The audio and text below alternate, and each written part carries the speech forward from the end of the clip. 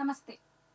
UP ముఖ్యమంత్రి ఆదిత్యనాథ్ యోగి పేరు ఇప్పుడు కాంగ్రెస్ పాలిత రాష్ట్రం హిమాచల్ ప్రదేశ్లో ఎక్కువగా వినిపిస్తోంది. మీరు విన్నది నిజమే.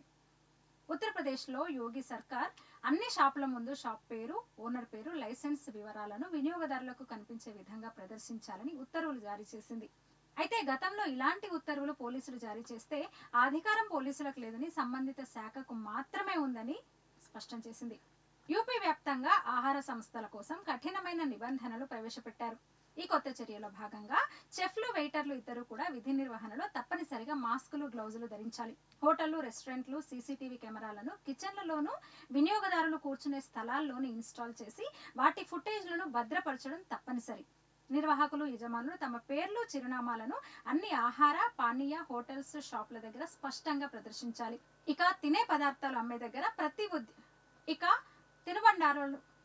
తినుబండారాలు అమ్మే దగ్గర ప్రతి ఉద్యోగికి ధృవీకరణ ఉండాలి. అది ఒక చిన్న రహదారి పక్కన ఉన్న దాబా అయినా కావచ్చు, లేదా హై ఎండ్ రెస్టారెంట్ కావచ్చు. Food safety and drug administration, పోలీసులు, స్థానిక అధికారులు సంయుక్తంగా ఈ తనిఖీలను నిర్వహిస్తారు.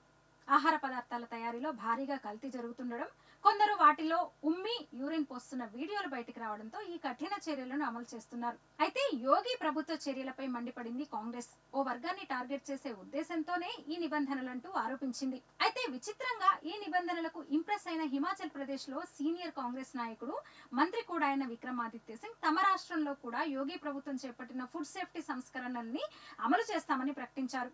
దీంతో కాంగ్రెస్ హైకమాండ్ ఆయన్ని పిలిచి క్లాస్ పీకింది. ప్రస్తుతానికి అమలు చేయలేకపోయినా విక్రమాదిత్య సింగ్ మాత్రం ఆ విధానాన్ని అమలు చేస్తామని చెబుతున్నారు. ఇదిలా ఉంటే అదే రాష్ట్ర విద్యాశాఖ మంత్రి రోహిత్ ఠాకూర్ యూపీలో యోగి ప్రభుత్వం తీసుకొచ్చిన విద్యారంగ సంస్కరణను పరిశీలించడానికి గత వారం లక్నో వెళ్లి యోగిని కలిశారు. ఆ సంస్కరణలు ప్రవేశపెట్టి యోగి ప్రభుత్వం మంచి ఫలితాలు రాబడుతోందని ప్రశంసించారు కూడా.